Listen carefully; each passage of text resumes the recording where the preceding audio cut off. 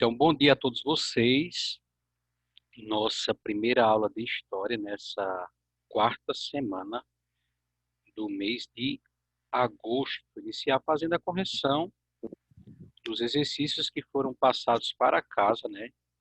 Na nossa última aula, terça-feira, pelo Zoom. Os exercícios que concluem o capítulo 9 desse livro 3. Então, nós teríamos aí uma descrição que o historiador fez da cidade de Roma durante o início do período imperial, a última fase da história de Roma, terminando a República, iniciando o Império, com aquela forma de governo chamada triunvirato, que marcou ali o final da República, né? Tinha o Senado, tinha os cônsules, e aí já no finalzinho da República, quando começa a haver aquela crise de governo, revoltas e tudo mais, os plebeus, os irmãos Graco, então toda aquela revolta, toda aquela agitação ao final da República, os romanos resolvem colocar um governo de 3 pessoas, chamado triunvirato. O primeiro triunvirato fazia parte do grande Júlio César, que fez aquele contato de Roma com Cleópatra, também dominou a Gália. O segundo triunvirato, marcado ali pelo Otávio Augusto, que se tornou o primeiro imperador. Então, no segundo triunvirato, com Otávio Augusto, chegou o fim da República e iniciou aí o Império. Então, esse historiador diz assim: qualquer visitante que chegasse a Roma, especialmente vindo das províncias mais pobres e distantes, ficaria impressionado com o movimento estonteante, ou seja, agitação da cidade.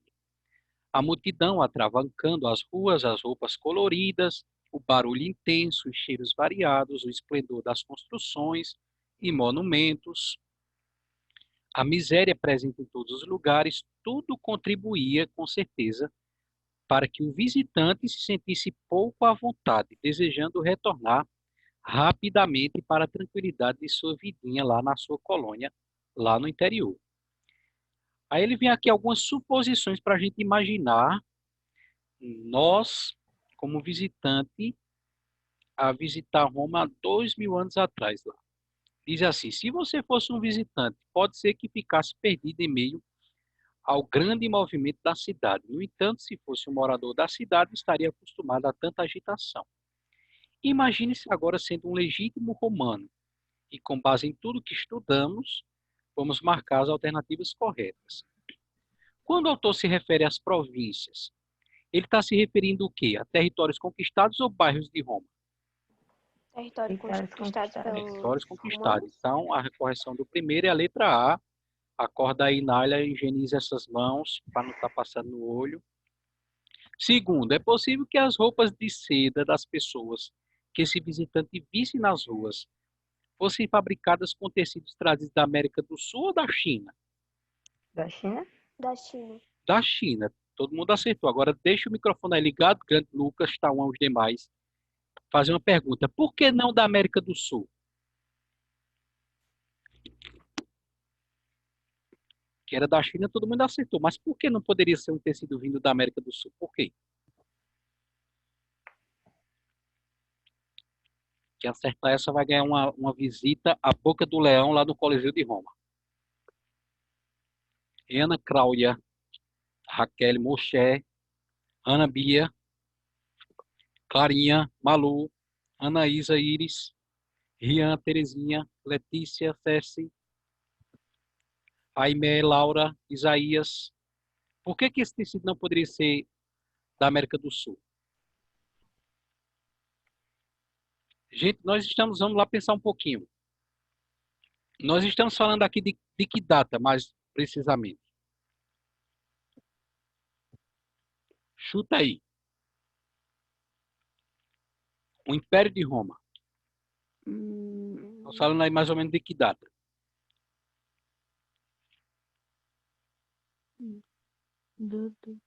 Vê lá, por exemplo, na página 4 do livro didático, terceiro parágrafo.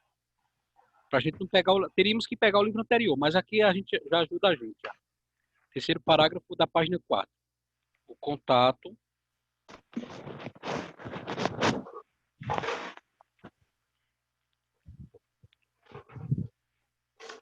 (133 a.C.) Veja, aqui nós temos uma data, né? A gente sabe, valeu, Nália, que Roma foi fundada lá por volta do século VII antes de Cristo. Então, portanto, ali por volta finalzinho dos anos 700 e início dos anos 600. Já que antes de Cristo a gente deve lembrar bem a história em ordem decrescente, né? Então, Roma tem sua fundação ali por volta dos anos 700 antes de Cristo, vai passando, nasce como uma monarquia, os anos vão passando. Em 133, Nália encontrou essa data aí antes de Cristo. Os romanos já tinham contato com os gregos, depois os romanos vão crescer cada vez mais e vão dominar os gregos, né? A gente já sabe disso aí na história. Então, vamos pegar essa data que Nália encontrou, 133 a.C. A América do Sul, quando a gente fala de América do Sul, gente, estamos falando aqui, né? Brasil, Argentina, esses países vizinhos aqui da América do Sul. Esses países já eram conhecidos? Ou não? A galera, Roma está em que território? Em que continente? Roma está em que continente? Eita, estou perdendo as aulas do professor Arthur, hein? Vou dizer essa bronca a ele. Continente A europeu? orelha de vocês. Como é, Ana? O continente europeu? Muito bem. Roma está na Europa, está no continente europeu. Então, vamos lá. Pegando aí a resposta de Anaísa com a de Nália. Nesse ano 133 a.C., que os romanos já eram uma grande cidade, já começaram a conquistar províncias, que começaram a ter os primeiros contatos comerciais com os gregos. Nessa época, 133 a.C., lá na Europa, a galera já sabia da existência da América do Sul? Sim ou não? Não, Não. não. O primeiro europeu a atravessar o oceano e chegar na América vai ser o Cristóvão Colombo, em 1492 depois de Cristo. É claro que a gente não estudou isso, mas todo mundo sabe que quem descobriu a América foi Cristóvão Colombo, no ano de... Ô, professor, E aí, grande Lucas? você tá gravando a aula? Tô. Eu vou dar uma saidinha aqui e já volto, tá? Tá bom, volte mesmo. Então, os europeus só iriam ter conhecimento da América há 500 anos atrás, gente. E Roma já começou a existir 2000 anos antes da gente, antes de Cristo. Eu não tinha condições desse tecido que circulava lá nos comércios de Roma ser da América do Sul, porque os europeus ainda nem sonhavam da existência desse novo, né? Ficou claro isso aí? Podemos continuar, né? Terceira pergunta. Um exemplo de construção que esse visitante poderia conhecer em Roma era o que? O Panteão ou... as duas alternativas aí bem falam no Panteão, só que a letra A diz que o Panteão, palavra que significa todos os deuses, utilizada pelos romanos para locais destinados a abrigar os diversos deuses que faziam parte de sua religiosidade. Já a letra B diz que o panteão, palavra que significa o pai dos deuses, utilizada pelos romanos para locais destinados a abrigar estátuas de Zeus. Zeus não, tem duas inverdades aí nessa alternativa B. Primeiro que Zeus ele era adorado pelos gregos, não pelos romanos. Era o mesmo Deus, só que com um nome diferente, né? E o panteão abrigava estátuas de vários deuses, não apenas de Zeus, chamado pelos romanos de Júpiter. Então, no terceiro, confira aí no seu livro didático se você marcou a letra A. Terceiro, letra A. Feita a correção, vamos ao quarto quesito. Monumentos característicos dos romanos eram os arcos do triunfo ou as estátuas da liberdade? Os arcos de triunfo? Os arcos de triunfo. Então, também o quarto quesito será a letra A. Confira no seu livro didático. Quinto quesito. Quando o autor diz que o visitante poderia observar a miséria presente em todos os lugares, ele provavelmente está se referindo ao quê? Letra A. Aqueles que sem trabalho viviam dos benefícios concedidos pelo governo, como a distribuição de trigo, ou aos escravizados que chegavam a Roma em busca de trabalho. Tem uma inverdade na Letra A. letra A. Muito bem. Letra B, porque os escravos, como é que se diz, trabalhavam para os outros. Não, eles não podiam Forçadamente. procurar qualquer trabalho. Muito bem, Nália. Não era que eles iam procurar, eu quero ser escravo. Não, eles eram forçados como punição. Muito bem. Então, também o quinto é a letra A. Sexto quesito, à noite, antes de se recolher à sua hospedaria para descansar. Já que não tinha Wi-Fi naquele tempo, você, como visitante de Roma, uma opção de entretenimento para esse visitante seria o quê? Assistir a uma comédia encenada em um dos vários anfiteatros e arenas existentes, ou assistir a uma tragédia grega? Grega não, porque os gregos já tinham sido dominados pelos romanos. Então, resta para a gente a letra A, Letra A. conforme nos diz lá a página 12, parágrafo 3º. Muito bem, alguém disse aí, letra A. Último quesito. Ao retornar para sua casa em outra província, possivelmente esse visitante utilizaria o quê? Uma das várias estradas construídas pelos romanos para ligar a capital do império às suas províncias, possivelmente em péssimo estado de conservação, ou, como diz a letra B, uma das várias estradas construídas pelos romanos para ligar a capital do império às suas províncias, possivelmente em ótimo estado de conservação. Em ótimo estado de conservação. Vai dizer a página 8, parágrafo 3º, que as estradas construídas pelos romanos foram as melhores feitas até então. Ganhou até das muitas estradas construídas pelo Império Persa, que também eram estradas famosas para ligar o grande império lá do Oriente, o Império Persa, que a gente já deu uma pincelada sobre ele. Algum comentário? Pergunta? Algo a dizer? Podemos seguir adiante? O silêncio e a confirmação da cabeça de Nália me diz que sim. Vamos lá. Antes da gente continuar, olha o que eu trouxe aqui para vocês. Ó. Uma curiosidade. Cadê a carinha deles? Vai aparecer na tela aí. Vocês não têm no livro, mas eu vi na internet e lembrei dessa turma preferida do Cecília, que é o sexto ano, né? Vocês são top. A reconstrução do rosto feita com base nos bustos, né? Vocês sabem, a gente já estudou também aí na página 8 do livro didático que os romanos se destacaram pela arquitetura. Então, é por isso, gente, presta bem atenção, que a gente fala na história de arte ou cultura greco, com C, greco-romana, que é a cultura que foi trazida e que se espalhou por todo o Ocidente.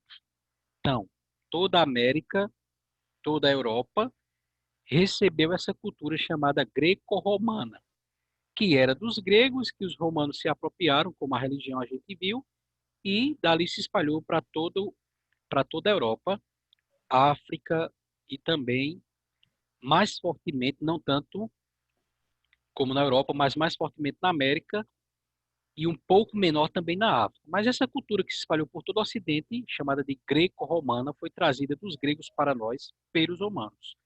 Por isso, sempre que vocês ouvirem cultura greco com C romana, sabe que essa cultura, esse estilo de vida que era dos gregos que os romanos se apropriaram e espalharam para o resto do mundo. Então, uma das coisas que os romanos aprenderam dos gregos foi a questão da cultura, ou melhor dizendo, da arquitetura, de esculpir, das esculturas, retratar o corpo Pelo humano. atraso. Oi? Desculpa pelo atraso. Valeu. Eles faziam esses bustos, né, dos imperadores, que uma forma de tornar os imperadores famosos por todos os séculos, por todos os anos vindouros, para a posteridade. Então, aí nós temos o busto e a reconstrução do rosto do primeiro imperador romano, o Augusto. Camarada bonitão, né? Lembrou até um colega ali do sexto B, chamado Carlos. Eu não vou dizer muito o nome dele, porque senão tem gente aqui que vai começar a chorar de saudade. Próximo que nós temos aí é o Galba. Olha aí a reconstrução do rosto do imperador Galba. Nero, reconstrução do rosto do imperador Nero. Isso aí também muito famoso na história de Roma. Esse foi o famoso Nero que tocou fogo em Roma. Olha aí a carinha dele com a sua barba ruiva, parecendo o avô lá da Marina Rui Barbosa. O Trajano, outro imperador famoso aí na história de Roma, o Trajano, com seu cabelinho de índio e seus lábios finos. Marco Aurélio é outro imperador famoso de Roma, filósofo, além de imperador político, era também filósofo, mas não gostava de cristão também, apesar da sabedoria e da filosofia, perseguia a religião cristã. Diocleciano, esse aí foi terrível para os cristãos. Esse matou muitos cristãos, perseguiu, né? A gente já comentou sobre ele em aulas passadas. Foi o que assassinou, por exemplo, o mártir Sebastião, né, que os católicos chamam de São Sebastião, mandou amarrá-lo e flechá-lo. Então, esse Diocleciano imperador foi também muito sinistro para os cristãos. Calígula, isso aí também era perverso, criatura sinistra, outro imperador muito violento da história de Roma, o Calígula. Quando ele cansava de estar em Roma, ele batia as orelhas e viajava por aí. Adriano, esse aí é até um bonitão, né? Adriano.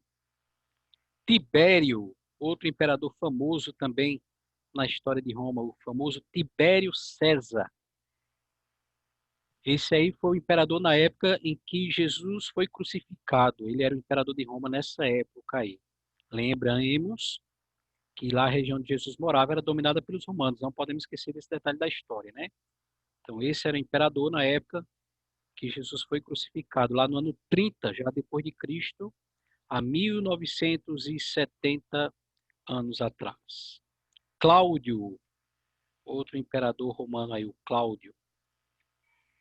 Tito, também famoso pelas violências com que ele abafava, acalmar não seria a palavra, mas as rebeliões que estouravam nos territórios do Império, Tito ia lá com violência com as legiões romanas e conseguia sufocar, acabar de vez com a violência empregada, essas rebeliões que aconteciam.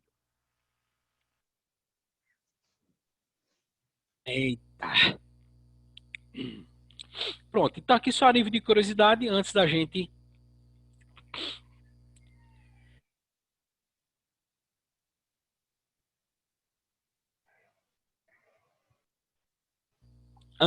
iniciar o novo assunto, aí o capítulo 10 desse livro 9. Vamos iniciar aí o estudo sobre o Império Bizantino. Para iniciar esse estudo, a gente precisa relembrar uma coisa, povo querido. Pegar aqui esse mapa. Esse mapa a gente tem ele em livros passados. Acho que eu não estou com ele aqui, mas dá para a gente perceber aqui, ó. Tá, esse aqui dá. Pronto, aí na tela de vocês. À direita, na tela, repito, esse mapa ele está em, se não me engano, é lá no livro 2. Para a gente não ter que pegar o livro, ficar com aquele monte de material estudando, projetei aqui na tela para facilitar e relembrar a nossa memória. À direita, nessa cor marrom, vocês têm o chamado Império Romano do Oriente. E à esquerda, essas várias cores, onde o mouse está passando em cima, seria o que era antes o Império Romano do Ocidente. Então, só para relembrar, o imperador Constantino, aquele mesmo que no ano de 313 deu liberdade de culto aos cristãos, ele construiu, além de Roma, tá aqui Roma, que era a capital de todo o Império Romano, de toda essa região, norte da África, aqui onde era Portugal e Espanha, aqui em cima onde era Inglaterra, aqui em cima onde era a França, a Alemanha, né? Esse oeste aqui da Ásia, tudo isso era Império Romano. E para os imperadores governar toda essa região só de Roma ficava difícil. Numa época, 2000 anos atrás, não tinha internet, como era que saber das notícias, fazer uma live. E aí, como é que está aí a tua região? Pilatos, como é que tá as questões aí na Judéia? O povo está pagando imposto, está tendo rebelião, como é que tá as coisas aí? Ficava difícil controlar todo esse território a partir de Roma. O que é que Constantino faz? Ele cria uma segunda capital, ainda com Constantino, prestem bem atenção, ainda com Constantino, não é a divisão do império ainda. Ele só cria uma segunda capital para quando tiver cansado de Roma, poder passar as férias lá na outra capital, que é, ele batizou essa nova capital em sua homenagem, Constantinopla. Então Roma agora tinha duas capitais. Depois de Constantino, o imperador Teodósio, aquele que tornou o cristianismo religião oficial, não podia mais ter outra religião, só a cristã, no Império Romano. É Teodósio que vai fazer essa separação, essa divisão. Então, a partir da morte de Teodósio, o Império Romano foi dividido em dois, entre os seus dois filhos. O Império Romano, como a gente já conhecia, essa parte aqui ocidental, e o Império chamado Bizantino. Então, a gente sabe que essa parte, não pode esquecer disso, hein, gente? Então, abre bem o ouvido aí, tá cochilando, acordou cedo, mas abre bem o ouvido aí, a mente tá fresca para entender isso, ó. Essa parte aqui ocidental, que a gente estuda como Império Romano, ela chegou ao fim nessa data, a gente já estudou. Só estamos relembrando. No ano de 476. O que é que acontece nesse ano?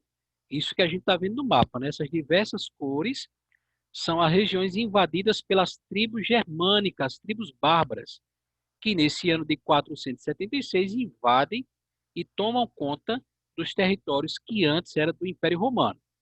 Isso em 476. Só que o Império Romano do Oriente, o Império Bizantino, que a gente vai começar a estudar nesse capítulo 10, ele vai perdurar, vai existir por mais 1000 anos à frente. Deu para todo mundo entender? São Deu para todo mundo entender? Sim ou não? Dei um sinalzinho aí de vida, para eu saber que vocês não cochilaram. Cadê vocês, gente? Opa, Olha, eu perdi alguma coisa. umas coisinhas aí, Lucas. Mas depois tu revê lá a gravação. Ok. Então vamos lá, o Império Bizantino. Deu para todo mundo entender essa divisão do Império, gente? Sim ou não? Sim. Ok, dê um Sim. sinal aí, me ajuda aí, Isaías. Então é esse Império Bizantino, o Império Romano, como a gente conhece, chegou ao fim em 436, com a invasão das tribos bárbaras. A parte oriental, chamada de Império Bizantino, continuou existindo por mais de 1000 anos. E é isso que a gente vai iniciar agora vendo, né? Então você tem aí essa página de abertura do capítulo 10, na página 15. O que seria muito interessante, porque veja, isso é um desenho, né, possivelmente de um mapa, feito por um cartógrafo, alguém que estuda os mapas, do ano de 1422, está aqui na legenda da imagem. Então é uma importante fonte histórica, né? Já que há 600 anos atrás, nós estamos em 2020, 600 anos atrás, numa época em que não tinha máquina fotográfica, alguém fez questão de pintar o que seria a localização geográfica, a distribuição urbana da cidade de Constantinopla, a capital do Império Bizantino. Então, olhando para a imagem, ele pergunta aí, ó, quanto à localização, quais informações podemos ter por meio dessa imagem? O que a gente pode observar a respeito da localização de Constantinopla? Liguem o microfone e me deem essa resposta. Eu sei, mano, que tá na ponta da língua. Como? Tá na ponta da língua. É o quê? Pronuncia bem as sílabas aí. Pera! Não entendi.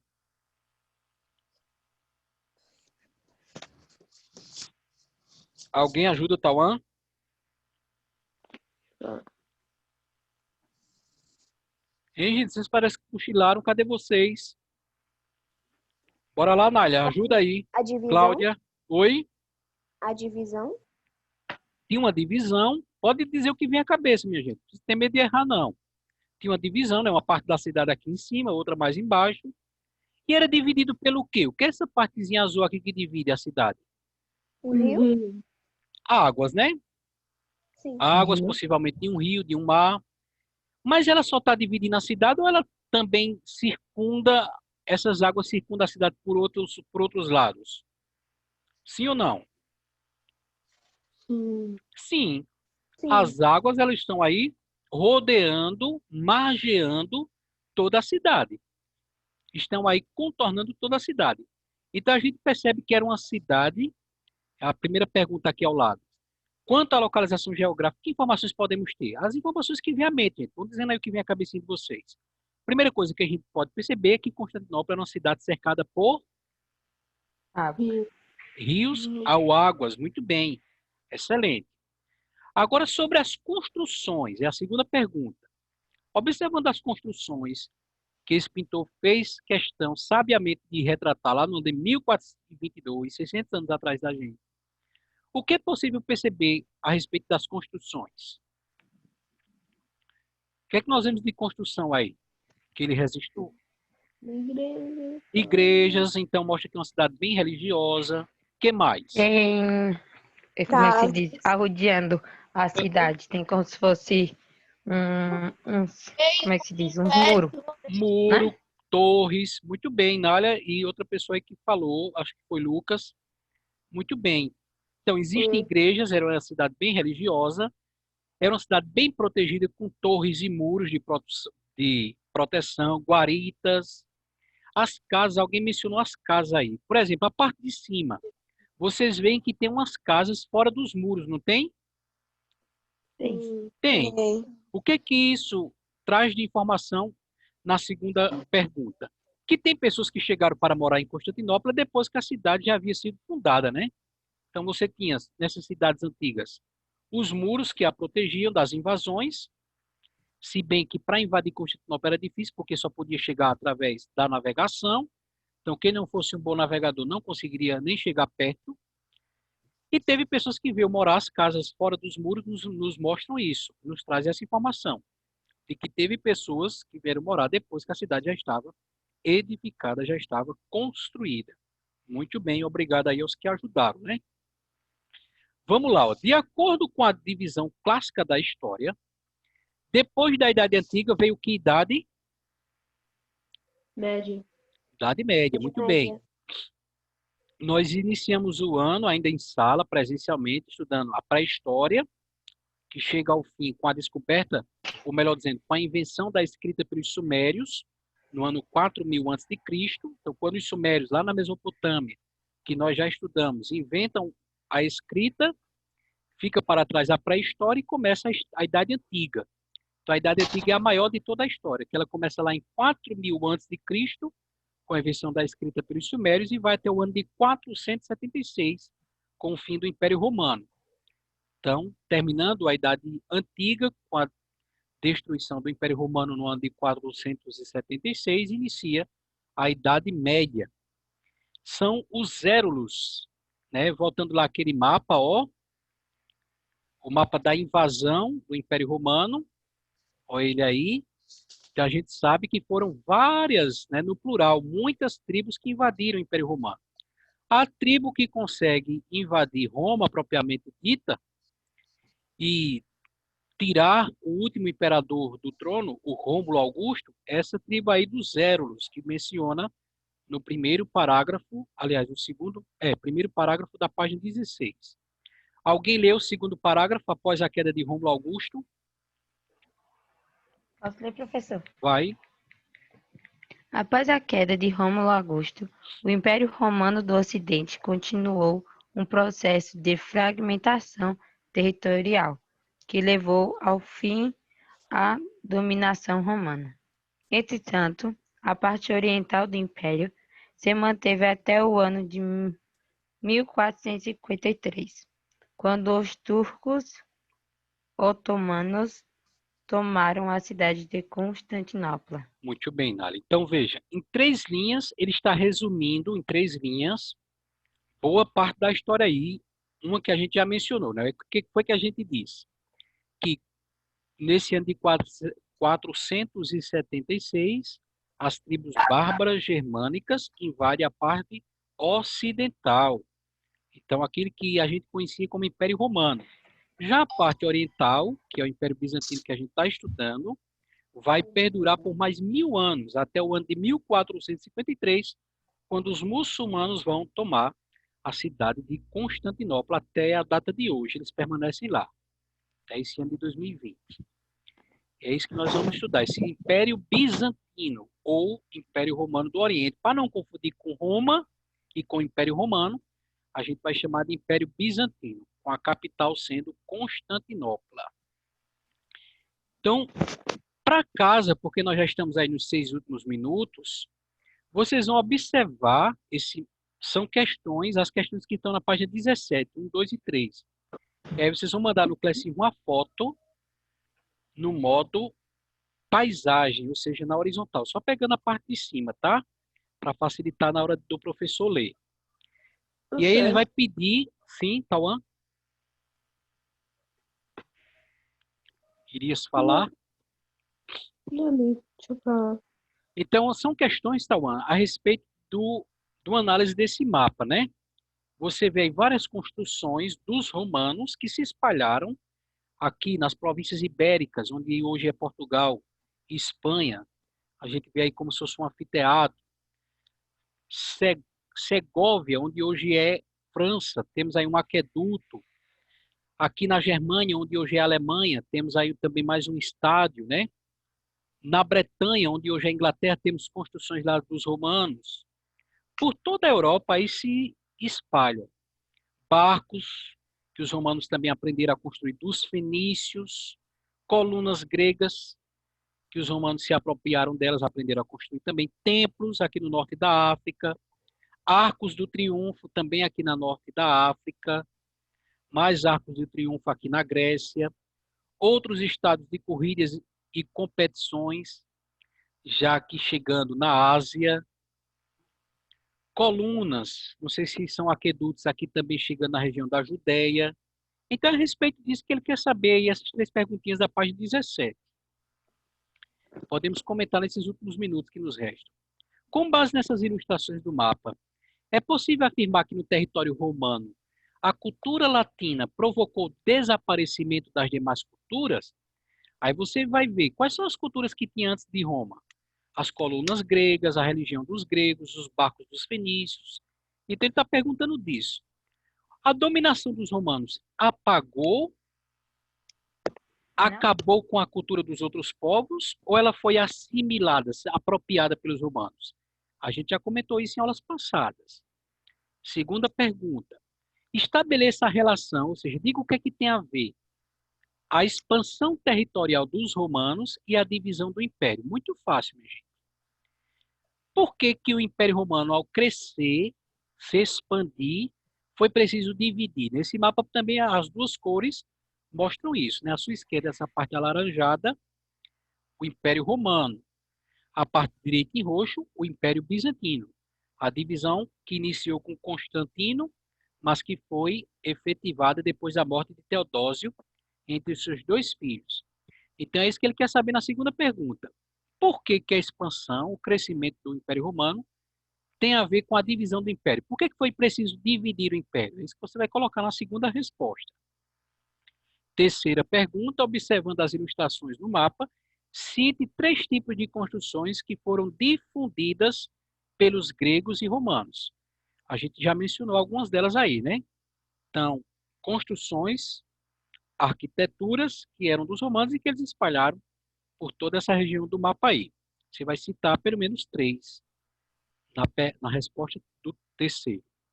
Muito fácil, mais fácil do que trocar fralda de menino. Qualquer dúvida, podem perguntar lá no privado. Um bom restante de segunda-feira. Deixe-me nesses 2 minutos que restam ver como é a questão da nossa aula amanhã, se a gente vai fazer pelo Zoom ou vai fazer gravado. Deixa eu pegar aqui o horário. Qual é a página? Rapaz, tu estava cochilando, era Rian. É página 17. As três perguntas da página 17, rapaz, a gente estava comentando agora. Ó, povo lindo, amanhã a gente faz pelo Zoom, naquele horário de 9h30, tá? Sim. No nosso horário mesmo, de 9h30. Independente da aula de ciência, a gente faz de 9h30. Então, encontro vocês amanhã para a gente fazer a correção das três perguntas da página 16, aliás, 17. Manda lá no Classroom uma foto no modo paisagem na horizontal até às 10 horas de hoje. Mas não deixa para mandar de última hora, não. São Tá? pequenos. Tem gente... Ninguém tá aqui, só com a menina. Então apareça um pouquinho. Não. O professor, às 10 horas da manhã ou 10 horas da noite? Não, Tauan, 10 horas da manhã já tá terminando a aula, cara. Até, veja, tem professor que tá dando prazo aí até às 18 horas. Eu tô estendendo mais um pouquinho para não atrapalhar vocês de assistir Eta Mundo Bom. Aí assiste Eta Mundo Bom, janta, depois faz com calma a tarefinha, mas não deixa para mandar. Tem gente que tá mandando tarefa 11h30 da noite, minha gente, pelo amor de Deus. Aí eu tô cochilando, tem aquele susto, chega aquela notificação, o celular vibra na cabeceira da cama. Eu digo, eita, mas se eu tivesse perto aqui, eu ia pegar no pescoço dessa figura. Então, às 10 horas, espero vocês e amanhã a gente se encontra para fazer a correção e continuar estudando sobre o Império Bizantino às 9h30 da manhã. Foi bom ver vocês. Vou fechar aqui porque já está faltando 1 minuto, senão a gente perde a gravação. Tá muito grande.